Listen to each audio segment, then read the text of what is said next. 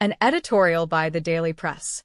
The teeth required to deal with entrenched criminal networks have been pulled, not by criminals, but by political operatives in Parliament. The loudest objection to the Zoso bill was not about legal safeguards or operational oversight. It was about race. The claim that the bill would target a particular group. But facts are not racism. Statistics are not prejudice. Policy cannot be paralyzed by fear of uncomfortable truths. Crime data in Trinidad and Tobago consistently shows that violent criminal activity is concentrated within specific communities and driven by identifiable networks. Acknowledging this reality is not an attack on ethnicity, it is a prerequisite for effective policy. To refuse action because facts offend sensibilities is to sacrifice the vulnerable on the altar of political correctness.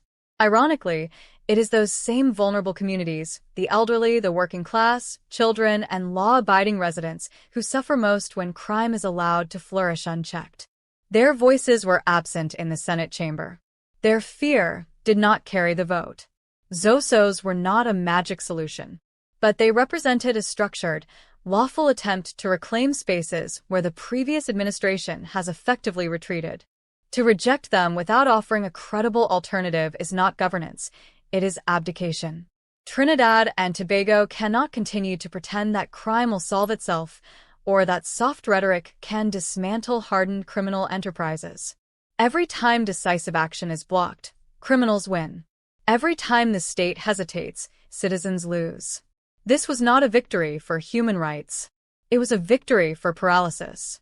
And unless the country is prepared to confront crime with honesty, courage, and facts, rather than race-baiting and political gamesmanship, we will continue to mourn victims, count bodies, and ask, far too late, what could have been done?